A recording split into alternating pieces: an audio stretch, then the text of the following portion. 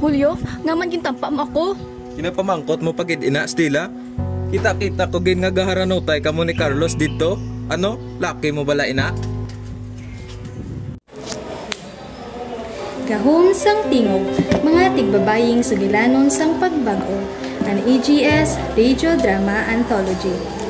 Mga istorya sa mga ordinaryo nga babayi, halin sa lain-lain nga bahin sang katilingban nga nagapakita sang pagtiyonde, pagpanginabuhi kag pagpanggamhan. Mga kalisdanan kag kadalagan sa trabaho, gugma kag kabuhi, kag pag-alma kontra sa abuso kag pagpanglugos para sa matarong kag pagkamatinuuron nga katilingban. Isa ka drama sa radyo nga ginaandam sa mga estudyante sa BS Hospitality Management 2B sa Aklan State University, Kalibo Campus para sa inyo nga kalingawan, pagpabatid kag pagpanginwala sa aton palatuntunan. Gahom sang tingog, mga tigbabayang sugilanon sang pagbago, ang BGS Radio Drama Anthology. Kamusta naman mga paglangga na mungyatag palamati? Sa adlaw nga ini, isa naman kasugilanon ang aton basahon, kag ini hanungod kay Stella. Ini ang alan sang istorya, sakit sang paghigugma. Hambal nila kung ang isa ka tawo nagpalangga, may balatian nga kaangot sa sini. Kay kung wala ka nagabatsyag sang selos o kung sa sakit sa tagipusoon, hindi ka matuod nga nagapalangga. Pero, pagpalangga pa ihantogon kung liwat-liwat ka nga ginasakit, hindi lang sa emosyonal, kundi pati man sa pisikal. Pamatii ang istorya ni Stella nga nagapagpabugtaw sa imo tagipusoon, diri sa EGS Radio Drama. Ako si Stella Tinyoso, asawa ni Julio Tinyoso. 20 anyos pa lang ako sang ginangin bana ko si Julio. Mabuot, joker kag mayad ng basketball sa naging boyfriend ko siya kag sa ulihi nangin asawa ko siya. Halos 5 ka tuig na nga nagbingag sungod sang nag-upod kami sa ila kabalay. Abi ko masadya ang amon pag-updanay, pero abi ko lang ato. Nag-away na makamuliwat ni Julio. Nakita ko ngayang ginhimo. Hay ma, simple lang mag-away mag-asawa ato, hindi magkabalaka. Hamalunda nga simple lang. Pero nakita ko ang gintampa niya ang imubot kon. Hindi kaya maayo. Hambali abiin na. Paano kung maanad na kag sa ulihi? Ginakastigo kasi na. Sa tiun nga mag-away ka mo. Kastigo dayon ma? Ka-OA man niya ah. Hindi man amok sina si Julio. Hindi na OA. Kung wala ka palo, diragang bisa ila ka isog, magsakit. Siguraduhon mo lang na hindi ka masakitan Stella. Wala ko ikaw ginpadako para sa imo nga sinangalaki. Sang una, ginahampak lang ni Julio ang akon nga butkon kada mag-away kami. Ang masami nga rason sa amon niya pag-away, sa simple na nga butang parehas ang sudan kag kwarta nga waay nagdugay, pati naman sa mga nakaistorya ko nga mga laki. Naging siloso si Julio nga wala ko kabalo, batasan niya na ino. Ang mga hampak sa butkon, naging tampa na sa itsura kung mag-away kami. Julio, nga magitampa mo ako. Napamangkot mo pagid ina, Stella. Kita-kita ko gin nga gaharanotay kamo ni Carlos dito. Ano? Lalaki mo bala ina? Diyos ko naman Julio, ari naman kita liwat. Wala ko lalaki, kapila ko ihambal si mo. Pero may kagid nagaduda. Basik gani, ikaw ang may babayi. Ginabaliktad mo pagid ang istorya? Ako pa yanda ang may babaye? Agoy, tama na Julio. Nasakitan ako. Tama na. Amogin niya akong ginhambal. Mag-aamogin sa niya ang matabo. Kita mo na? Ginakastigo ka na sa imo bana.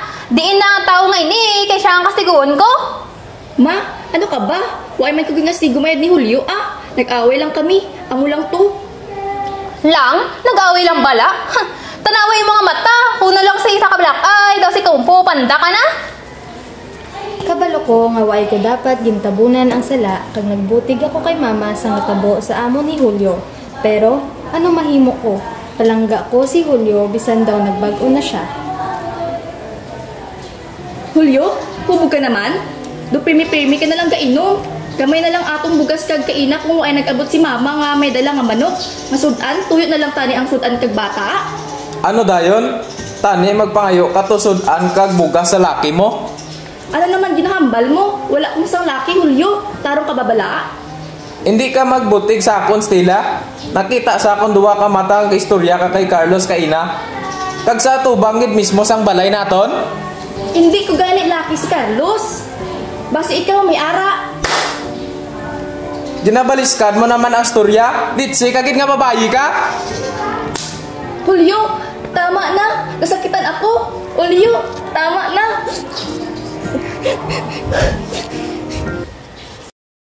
Masami na kami nga ginaway ni Julio kag sa mga waay nga ina, mas galala pagid ang pagsakit niya sa akon. Wala na ako sa iya kakilala kag nahadlok na ako. Gusto ko maglakat kag magpalayo pero ginapanumdum ko ang among duha ka bata. Mulagi na Stella, Stella! Abi mo way gakabot sa akon? Ang mga istorya sang ginapanghimo niya? Ang pagkastigo sa imo? Ma, hindi ko mahimo ina. May mga bata kami ni Julio. Paano na lang ang mga bata? Diyos mio, Stella! Dalag ko na mga kabataan kung may kaugalingon na nga paminsaron. Sigurado nga maintindihan ka nila. Hulaton mo pagid ya bala nga patay ka sa pagkastigo? Wala ko nagpamati kay mama. Luwas sa hindi ko kaya kubon ang pamilyang ginhimo namon kag palangga ko gihapon si Julio. Pero wala ko kabalo ang pagpalangga kung nga ginabatsyag mabayluhan sang kaakig kag kahadlok. Nagbag-o na gid si Julio. Daw siya gihapon ang lalaki nga ginpalangga ko kag kaupod ko nga ginhimo ang pamilya nga ini, pero kabalo ko nga may nagbag-o. Hindi lang kay nagaduda siya sa lalaki ako kundi pati ang iya pagtrato sa amon sa iya mga kabataan. Isa kagabi, tanan nga nabilin ko nga pagpalangga kag pag-asa nga mabalik sa iya sadto nga batasan, gulpi na dula sa nadakpan ko nga ginasakit niya ang mga kabataan namon. Ano? Pati kamo mas gusto nyo man atong si Carlos nakabit sang iloy ninyo kaysa sa akon nga amay nyo? Abit nyo, waay ko nakita nga ginbaton nyo ang kindi nga gindaho ni Carlos. Julio, tama na. Wala labot sini ang mga bata. Naman yung sakit mo sila. Wala gid problema, Julio, kung ako lang sakiton mo. Maskin ano pang batunon ko. Maskin ang pag-akusa mo sa akon, pero hindi ko pagpabayaan ang pati ang mga bata sakiton mo.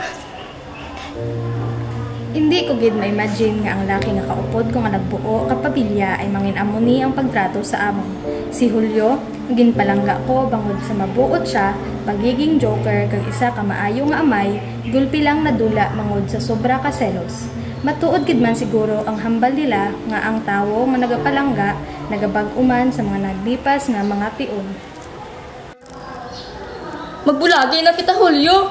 Gusto ko na magpalayo sa imo. Magbulag? Para sa ano? Para magkaupod ang kamo sang laki mo?